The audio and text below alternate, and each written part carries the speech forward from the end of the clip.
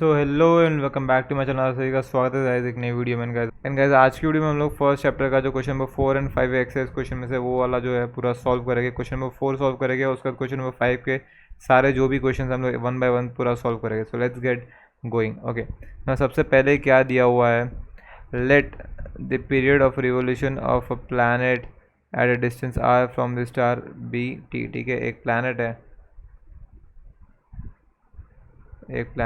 ठीक है, जो एक स्टार से दूर है। ठीक है, कितना दूर है, तो उसने बोला कि let the period of revolution of a planet at a distance R from a star be T. ठीक है, तो ये स्टार से दूर है, उसका डिस्टेंस है आर, और इसका जो पीरियड ऑफ रिवोल्यूशन है उसको पीरियड ऑफ रिवोल्यूशन को उसने बोला है टी।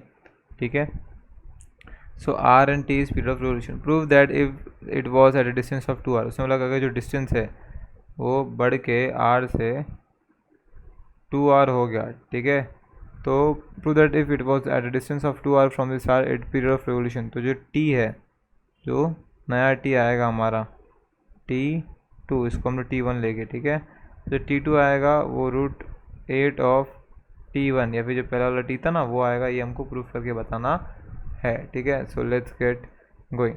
ओके, जैसे हमको टी और आर दिखा तो हमको केपलर्स लॉ जो है वो पता है कि टी स्क्वायर जो है upon R cube is equal to क्या है, एक कांस्टेंट है। ठीक है, ये केपलर्स थर्ड लॉ है, ये हमने पढ़ा था ना अकॉर्डिंग टू दिस। ठीक है, अगर हम लोग फर्स्ट कंडीशन के लिए करें, ठीक है, तो फर्स्ट कंडीशन के हिसाब से क्या होगा, देखो फर्स्ट कंडीशन के लिए ये T1 है तुम्हारा। ठीक है, और R1 अगर मैं निकालूँ फर्स्ट कंडीशन के लिए, R1 क्या रहेगा तुम्हारा R। वैसे सेकेंड कंडीशन के लिए R2 कितना रहेगा, R2 कितना दिया हुआ है 2R, तो कितना रहेगा 2R ना। इसको भी अगर मैं फर्स्ट कंडीशन के लिए लिखूँ तो मैं लिखूँगा therefore as per first condition क्या होगा, T1 का स्क्वायर अपॉन R1 का क्यूब इज इक्वल्स टू के। ठीक है, अगर इसको मैं थोड़ा सा सॉल्व करूँ, ठीक है, तो T1 ही रहेगा। सो T1 का स्क्वायर अपन R1 की वैल्यू कितनी है, R। ठीक है, तो यहाँ पे मैं लिखूँगा कि R का क्यूब इज इक्वल्स टू के। सो ये हो गई मेरी इक्वेशन नंबर 1। ना वैसे ही सिमिलरली मैं सेकेंड कंडीशन के लिए, ठीक है, यहाँ पे लिखूँगा एज पर सेकेंड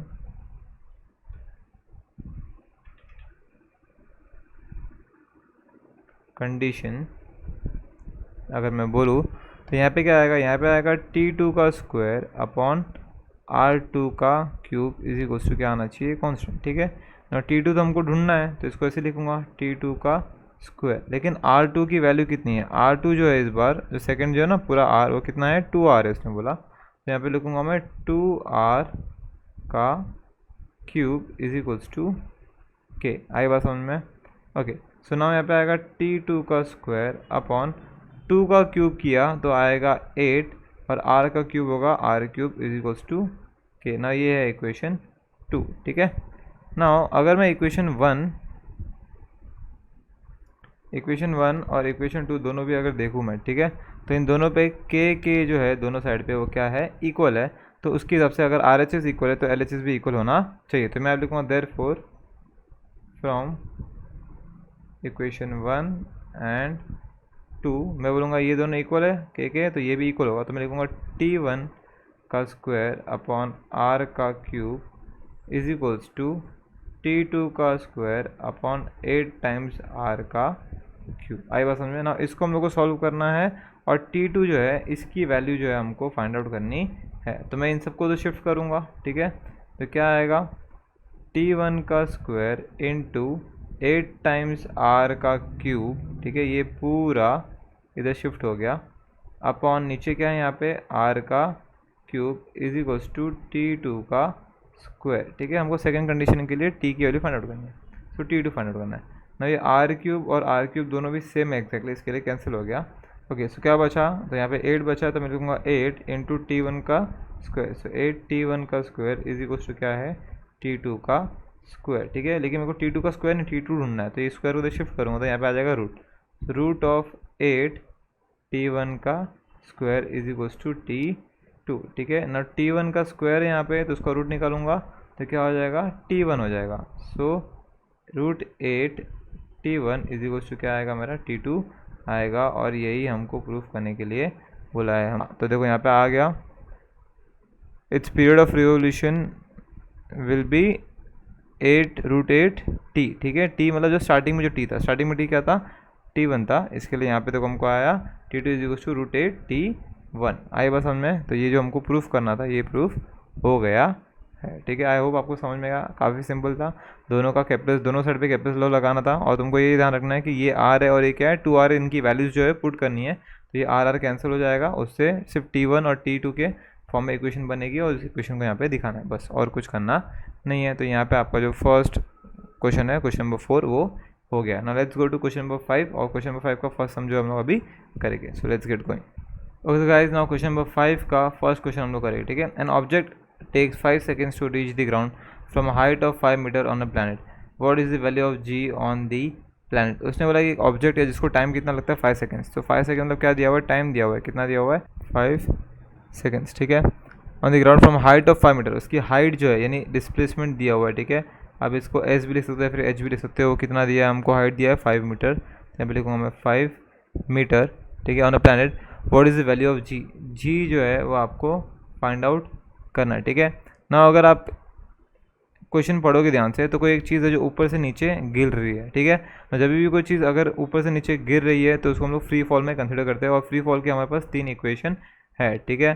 तो तीनों इक्वेशन क्या है हमारे पास, सो 3 इक्वेशन क्या है हमारी। फर्स्ट इक्वेशन जो है वो है v = gt, सेकेंड इक्वेशन है हमारी s = हाफ gt², ठीक है। और थर्ड जो इक्वेशन है वो है हमारी v² = 2gs। ना देखो हमारे पास t है, s है और g ढूंढना है, ठीक है।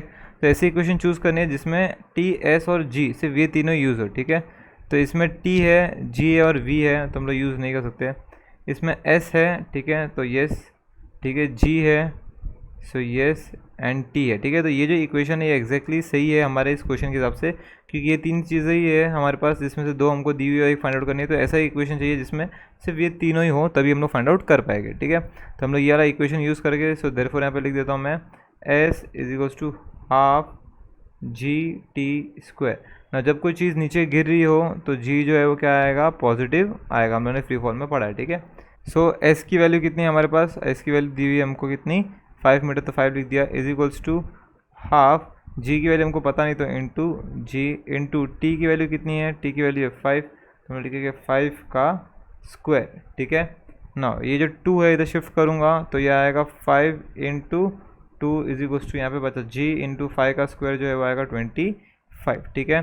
सो ये हो जाएगा 5 2 = 10, और इसको अगर यहाँ पे शिफ्ट करूँ तो आएगा 10 अपॉन, ये नीचे जाएगा यहाँ पे तो डिवाइड होगा अपॉन 25 = g। नहीं, दोनों 5 के टेबल में आता है तो 5 2 = 10 और 5 5 = 25, तो ये आएगा g = आएगा 2/5 ना। 2/5 को डिवाइड करोगे तो आपको 0.4 आएगा, कितना आएगा 0.4, कैसे 5 × 5 0.5 4 = 20, तो 0.4 आएगा। और क्योंकि g है that is acceleration due to gravity, तो उसको हम लोग 0.4 मीटर पर सेकेंड स्क्वायर, ठीक है। तो ये जो है आपकी वैल्यू है, और ये आप देखोगे तो यहाँ पे आपको आंसर मिल जाएगा, ठीक है। मीटर पर सेकंड स्क्वायर इसलिए बिकॉज जी जो है वो एक्सेलरेशन है, और एक्सेलरेशन का यूनिट है मीटर पर सेकंड स्क्वायर, ठीक है। Let's go to question number B. Okay so guys, now question number 5 का बी सम, ठीक है। The radius of a planet A is half the radius of planet B, ठीक है। Radius of planet A, radius of planet A is half the radius of planet B, ठीक है। ये है हमारी first condition, radius of planet A is half the radius of planet B if the masses of A is M A, ठीक है। First जो planet है उस पर मास क्या है तुम्हारा, एम ए है, ठीक है। What must be the mass of B, what must be the mass of B, ठीक है। तो बी का मास क्या होगा, ठीक है, यानी एम बी क्या होगा तुमको पूछा है। If the mass of A is ma, what must be the mass of B so that the value of G on B is half that of its A value, ठीक है। उसमें आता है value of G on B, value of G on B that is G for B is यानी equal half that of the value of A, ठीक है। half of जो A पे है, A पे क्या रहेगा हमारा G A, ठीक है। इसमें वाला ये कंडीशन है। एक कंडीशन हमको ये दी हुई है, दूसरी कंडीशन हमको ये दी हुई है, और हमको बोला अगर इसका मास एम ए है तो एम बी कितना होगा या एम बी की वैल्यू क्या होगी, ये आपको फाइंड आउट करके बतानी है। आई बात समझ में? सो let's get going. Okay, so now ये जो फर्स्ट इक्वेशन है इसको मैं थोड़ा सा और सॉल्व करके लिखूँ तो मैं इसको लिख सकता हूँ, अगर 2 यहाँ पे शिफ्ट करूँ तो मैं लिख सकता हूँ 2 times R A is equals to R B. ठीक है, इस फॉर्म में लिख के मैं इसको इक्वेशन 1 दे देता हूँ और इसको 1 में नहीं रखता। ठीक है, इसको वाली शिफ्ट करके लिखा मैंने, सेम ही इक्वेशन था। ठीक है, ये इक्वेशन 1 है और इक्वेशन 2 है। अभी जी ए और जी बी हमको कंपेयर करना है, इसके लिए जी ए और जी बी जो हमको ढूंढना पड़ेगा। ठीक है, सो जी का फॉर्मूला है क्या? ठीक है, तो जी का फॉर्मूला क्या है हमारे पास? जी एम अपॉन आर का स्क्वायर। ठीक है, ये हमारा क्या है? जी का फॉर्मूला है, small g, acceleration due to gravity का जो है फॉर्मूला है। ठीक है, अभी जो जी ए है इसके लिए करूँगा तो इसके लिए क्या आएगा? तो जी ए आएगा, उसमें क्या होगा? ये जी तो फिक्स ही है सबके लिए, कैपिटल जी। ठीक है, मास किसका आएगा? मास ऑफ ए आएगा अपॉन डिस्टेंस ऑफ आर आएगा, तो इसकी जगह पे मैं लिखूँगा आर ए का स्क्वायर। ठीक है, ये हो गया जी ए। ठीक है, इसको मैं लिख देता हूँ इक्वेशन नंबर 3। ठीक है, ना वैसे ही जैसे मैंने जी ए के लिए किया वैसे ही मैं जी बी के लिए भी करूँगा।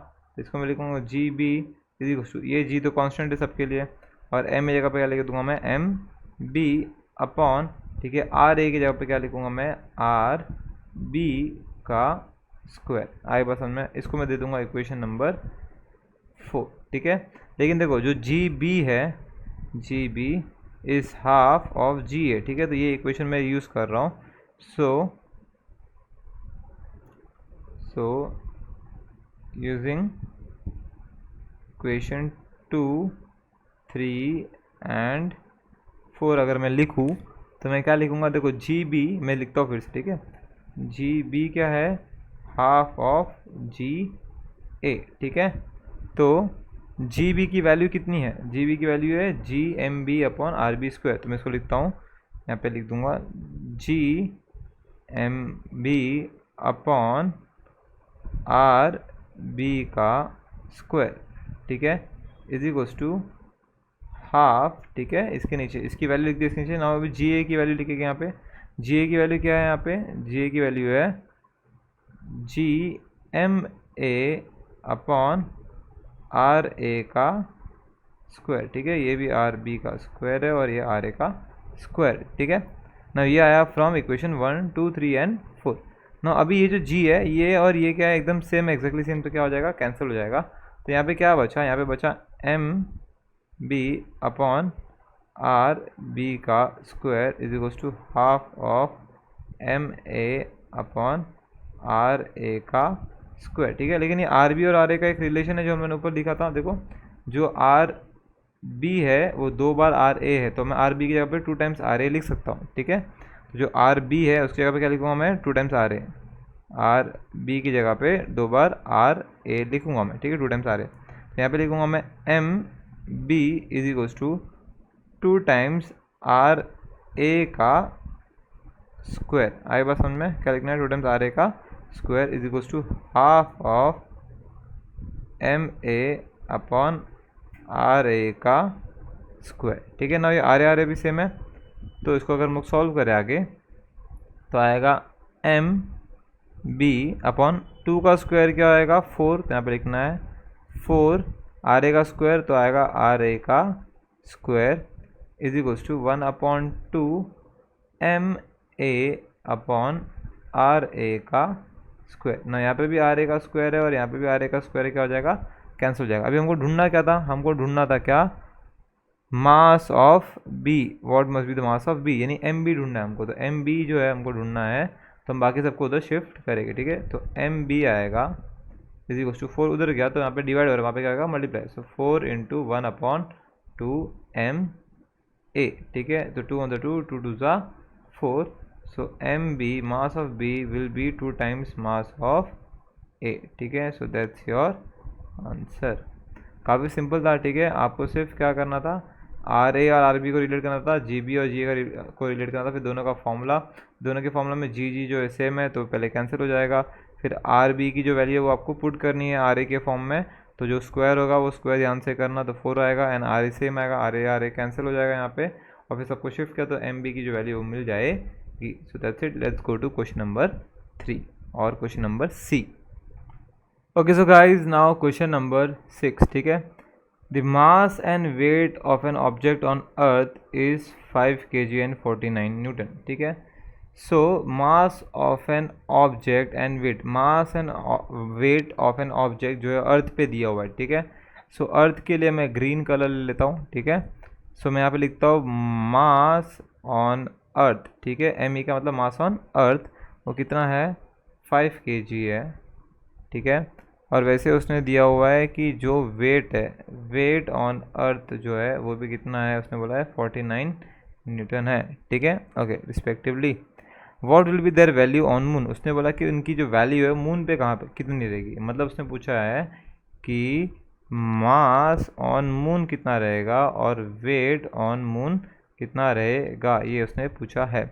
Assume that the acceleration due to gravity on the moon is 1/6 on that of the earth, उसने बोला जो जी की वैल्यू है ऑन मून, जी की value on moon, so g M जो है उसने बोला है कि वो क्या रहेगी 1/6 of that of the earth, that is g on earth, ठीक है। ये हमको अज्यूम करने के लिए बोला है ना। हमको बोला है देखो ना, हमको दिया क्या है, ये दिया है ये, एंड ये जो इक्वेशन हमको दी है इससे हमको mass on moon and weight on moon जो है ढूंढना है ना। इस समय सबसे इंपॉर्टेंट जो पार्ट है वो ये है कि जो मास है, ठीक है, मास के बारे में हम लोगों ने पढ़ा है पहले भी कि मास कहीं पे भी जाओ क्या नहीं होता है, चेंज होता नहीं है। किसी भी प्लानट पे जाओ तो मास क्या रहेगा, फिक्स रहेगा। कोई अगर 5 kg है यहाँ पे अर्थ पे, तो कहीं पे भी जाओगे यूनिवर्स में तो 5 kg ही रहेगा। तो अगर इसका मास 5 kg है तो मास ऑन मून भी क्या रहेगा 5 kg ही रहेगा। कितना रहेगा 5 kg, because mass is constant everywhere. जहाँ पे भी जो भी ऑब्जेक्ट का जो भी मास है वो कहीं पे भी जाएगा तो उसका मास क्या रहेगा, सेम रहेगा। ये सबसे इंपॉर्टेंट पार्ट है इस सम का, ठीक है। इतना अगर कर लिया तो नेक्स्ट पार्ट जो है वो एकदम ईजी है ना। नेक्स्ट पार्ट क्या है हमारा, जो वेट ऑन मून जो है वो हमको क्वेश्चन मार्क ढूंढना है ना।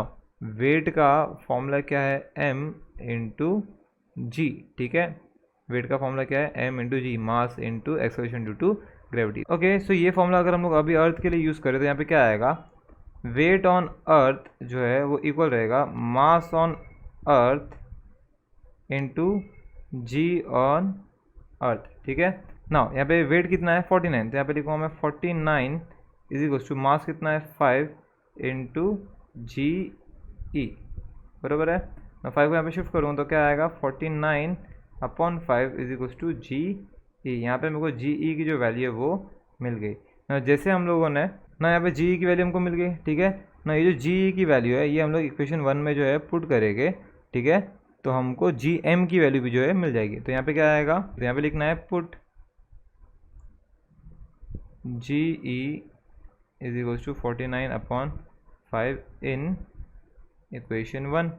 यहाँ पे क्या आएगा G M is equal to 1/6 into G E की वैल्यू कितनी है 49 अपॉन 5, वो यहाँ पर डालना है 49 अपॉन 5, ठीक है। तो ये है हमारी जी एम की वैल्यू ना। जी एम की वैल्यू मिल गई हमको, तो हमको जी एम पता है, हमको एम एम पता है, तो हमको डब्ल्यू एम ढूंढना है। तो डब्ल्यू एम का इसके सबसे क्या फॉर्मूला आएगा, तो यहाँ पे आएगा W M is equal to mass on moon into g of moon. देखो ये जैसे ये बना था ना वैसे सेम इस फॉर्मूला की तरफ से, W equal to M G, weight equal to mass into acceleration due to, या फिर W is equal to M into A, ठीक है। यहाँ पे ए लेकिन एक्सेलरेशन ड्यू टू ग्रेविटी, इसके लिए जी, ठीक है। सो ना यहाँ पे डब्ल्यू एम जो है हमको ढूंढना है। So W M is equal to mass on moon कितना है 5 kg, तो यहाँ पे लिखना है 5 इंटू जी एम की वैल्यू, जी एम की वैल्यू कितनी है इंटू 1/6 इंटू 49 अपॉन 5 ना। ये 5 और ये 5 क्या हो जाएगा cancel. So W on moon, weight on moon is equal to 49 upon 6 ना। इसको डिवाइड करेंगे तो 6 1 ज़ा 6, 6 8 ज़ा 48, ठीक है। 0.1 कैरी हुआ 1 0 10, तो 6 1 ज़ा 6, 10 मैंने 6 किया तो आएगा 4 4 0 40, सो 6 6 ज़ा 36 एंड सो ऑन हम लोग कंटिन्यू कर सकते हैं, ठीक है। तो इसको राउंड ऑफ करके अगर हम लोग लिखे, सो जब W M weight on moon is equals to 8.17, ठीक है। ये कंटिन्यू होगा तो इसको राउंड ऑफ करके 8.17 करके लिख दिया है। सो वेट ऑन मून इज 8.17, ये तुम्हारा आंसर है। और क्योंकि ये वेट है तो वेट हम लोगों ने पहले भी देखो यहाँ पे किस में लिया हुआ है, न्यूटन में लिया हुआ है, तो आंसर में भी आपके क्या आएगा न्यूटन आएगा। गा। आई बात समझ में? ओके सो गाइस आपको ये चीज़ याद रखनी है कि दोनों का जो मास है वो क्या है, इक्वल है ना। अगर मैं वेट का फॉर्मूला लिखूँ तो वेट का फॉर्मूला है W=m×a, ठीक है। लेकिन यहाँ पे a जो है वो होता है एक्सेलरेशन ड्यू टू ग्रेविटी, लेकिन यहाँ पे a जो है वो एक्चुअली क्या है, एक्सेलरेशन है, और यहाँ पे एक्सेलरेशन जो है वो एक्सेलरेशन ड्यू टू ग्रेविटी है, इसलिए हम लोग इसको लिखेंगे W=m×g, ठीक है। ये क्या है, फॉर्मूला है इन दोनों के लिए ना। ये जो फॉर्मूला है ये अगर मैं अर्थ के लिए करूँ, ठीक है, तो ये कैसे आएगा, WE=m/e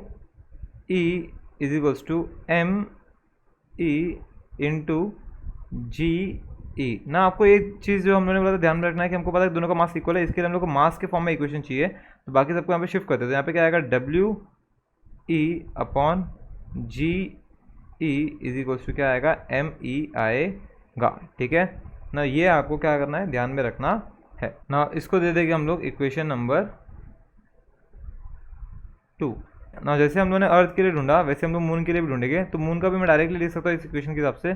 तो वो क्या आएगा, WM weight on moon upon gravity of acceleration due to gravity of moon is to mass of moon, ठीक है। इसको इक्वेशन को दे दूंगा मैं इक्वेशन नंबर 3, ठीक है।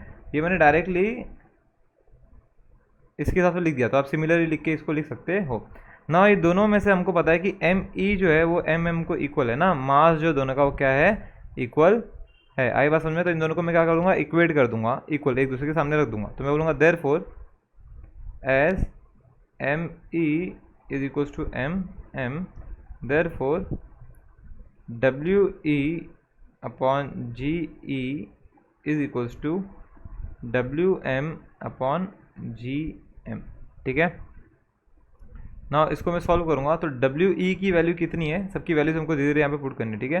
सो WE की वैल्यू है 49, यहाँ से हमको पता है, ठीक है। तो यहाँ पे डालूंगा मैं 49 अपॉन GE की वैल्यू जो है वो कितनी है। सो GE की कोई वैल्यू हमको पता नहीं है, GM की वैल्यू हमको पता है जो क्या है 1/6 GE, ठीक है ना।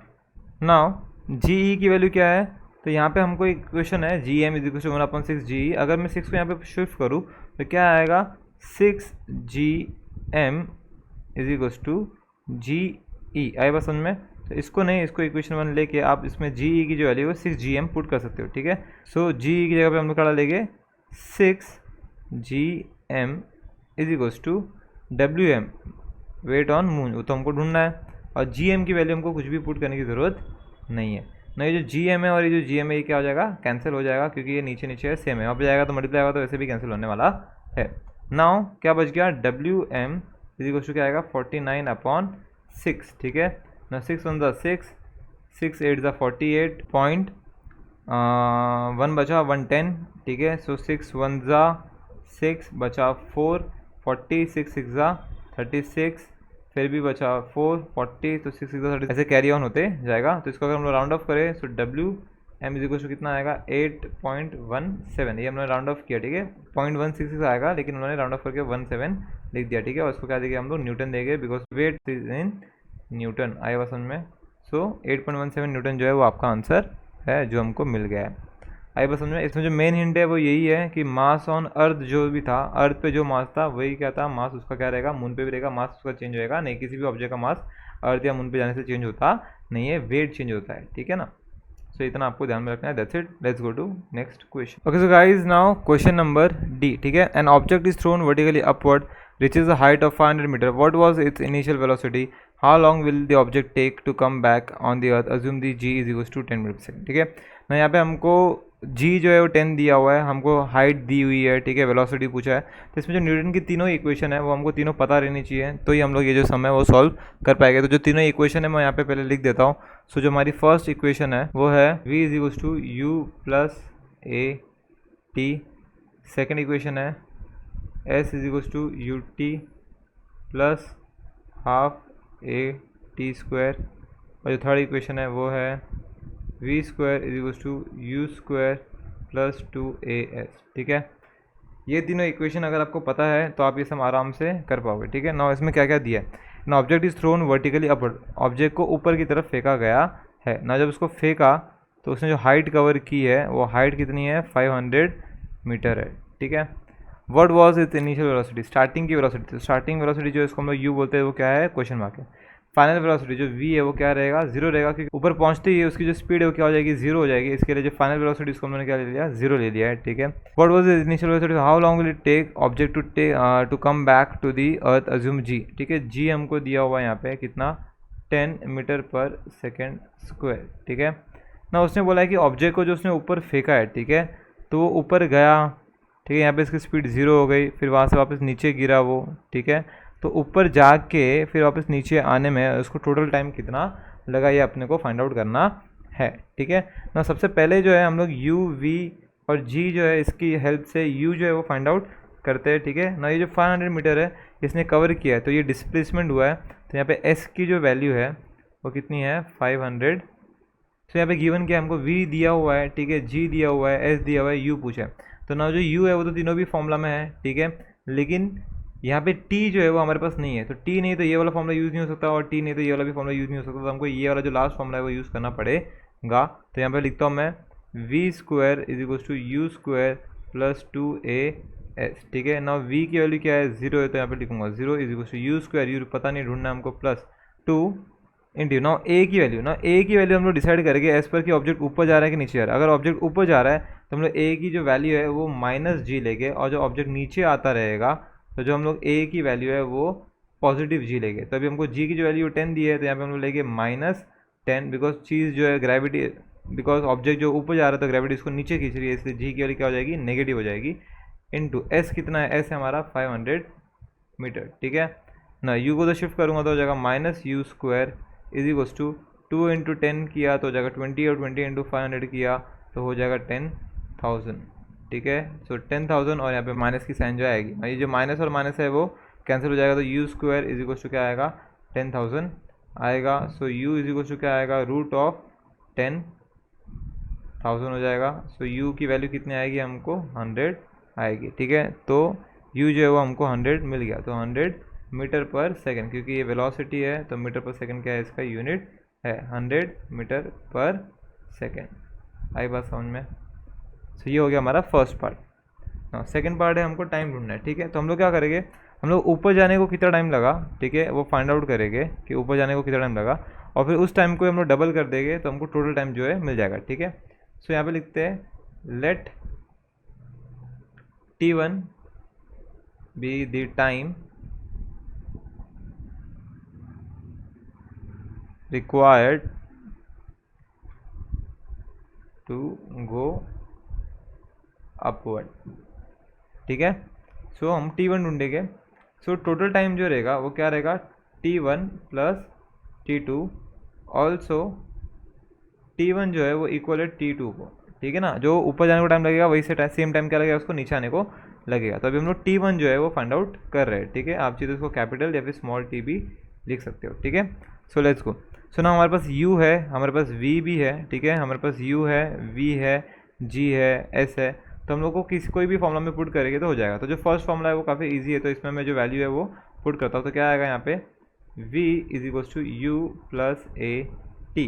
ना v तो क्या है हमारा 0 है, हमको यहाँ से पता है, ठीक है। u जो है, u हमने यहाँ पे फाइंड आउट किया कितना है, 100, तो यहाँ पे मैं लिख देता हूँ 100 प्लस a यानी g, ठीक है।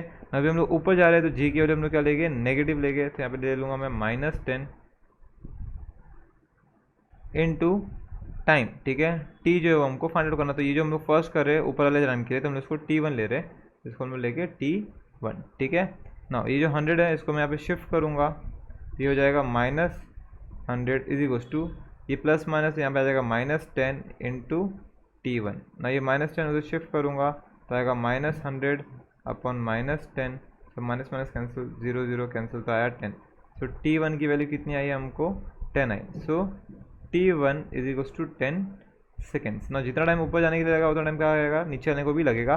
सो टोटल टाइम जो क्या है तुम्हारा t1 प्लस t2, लेकिन t1 और t2 क्या है, इक्वल है। जितना टाइम ऊपर जाने को लगेगा सेम टाइम नीचे आने को भी लगेगा, तो यहाँ पे लिखूँगा मैं 10 प्लस 10, देखो कितना आएगा 20 सेकेंड्स, ठीक है। सो जो टोटल टाइम इसको लगा ऊपर जाके नीचे आने को वो कितना है, 20 सेकेंड्स है। आई बात समझ में। So that's your answer. सो आपको डी जो है उसका भी आंसर यहाँ पे मिल चुका है। Let's go to question number ई।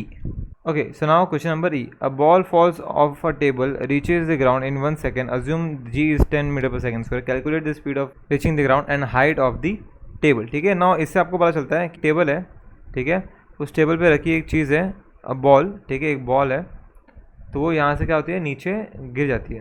तो ये जो है, ये केस है फ्री फॉल का, ठीक है. तो यहाँ पे कोई एक चीज़ है, वो ग्रेविटी के इन्फ्लुएंस में गिरी, इसमें कोई और फोर्स लगा नहीं रहा है, तो ये फ्री फॉल. तो फ्री फॉल की जो तीनों इक्वेशन है, ये इक्वेशन के हिसाब से हमको तीनों इक्वेशन जो फ्री फॉल की दी हुई है, तीनों इक्वेशन मेरे को लिखनी पड़ेगी, ठीक है. तो मैं यहाँ पे फ्री फॉल की इक्वेशन लिखता हूँ. तो इक्वेशन नंबर 1 क्या आएगी, v इज इक्वल्स टू, ठीक है, 0 प्लस जी टी. तो यहाँ पे आएगा जी टी, ये है फ्री फॉल की फर्स्ट इक्वेशन. सेकेंड इक्वेशन आएगी s is equals to half ji t square. और थर्ड इक्वेशन आएगी v is equals to 2gs. ठीक है. ये तीनों इक्वेशन हमको तभी यूज़ करनी जब भी क्या होगा, फ्री फॉल होगा ना. ये जो बॉल है ये अपने आप गिर ही रहा है नीचे, तो इसको फ्री फॉल बोलेंगे, ठीक है. तो इस कंडीशन के लिए हमको ये तीनों इक्वेशन यूज़ करनी है, ना कि ये वाली, ठीक है. Okay, so ball falls off a table and reaches the ground in 1 second. तो टाइम जो है वो हमको दिया हुआ है कितना, 1 सेकेंड का, ठीक है. Okay, assume g is equal to 10. तो g हमको कितना दिया हुआ है, 10 दिया हुआ है मीटर पर सेकेंड स्क्वायर, ठीक है. Calculate the speed on reaching the ground. जब नीचे पहुंचेगा, देखो जब स्टार्ट होगा यहाँ से बॉल गिरना, तो स्टार्टिंग में इसकी जो वेलोसिटी, स्टार्ट की वेलोसिटी वो क्या आएगी, 0. तो u क्या होगा, 0. और जब नीचे गिरेगी तो उसको फाइनल वेलोसिटी बोलेगी. तो v इज इक्वल टू क्या है हमारा, क्वेश्चन मार्क है, ये हमको फाइंड आउट करना है. And the height of the table. और हमको जो हाइट है यहाँ से यहाँ की जो हाइट है h, या फिर तुम बोल सकते हो s, जो है हमको ढूंढना है. तो s यानी डिस्प्लेसमेंट, ठीक है. जो हमारा फॉर्मूला इसमें सब जो डिस्टेंस है, या फिर जो हमारा फॉर्मूला उसमें h को हम लोग s से रिप्रेजेंट करते हैं, डिस्प्लेसमेंट को, इसके लिए यहाँ पे s लिखा, ठीक है. तो हमको वेलोसिटी और s जो है ढूंढना है. और क्या क्या है हमारे पास t है, हमारे पास g है, हमारे पास u है, और हमको v और s ढूंढना है. तो v कौन से फॉर्मूला में यूज़ हो रहा है, तो या तो इस फॉर्मूला में या फिर इस फॉर्मूला में, ठीक है. लेकिन हमारे पास क्या दिया हुआ है, तो हमारे पास g है, यस हमारे पास g है, हमारे पास t है, यस हमारे पास t है. तो हम लोग जो v है वो फाइंड आउट कर सकते हैं. तो v का formula v is equal to क्या है, g इंटू टी. तो मैं यहाँ पे लिखूंगा v is equal to, g की वैल्यू कितनी लेगी हम लोग, 10 लेगी. और जो g है वो पॉजिटिव रहेगा, क्योंकि जो चीज़ है वो नीचे गिरी है. जब भी नीचे गिरी तो ग्रेविटी भी उसको अपनी तरफ खींच रहा है, तो g क्या आएगा, पॉजिटिव आएगा, ठीक है ना. सो g की वैल्यू 10 ले ली, इंटू टी की वैल्यू कितनी है, 1 सेकेंड इंटू 1.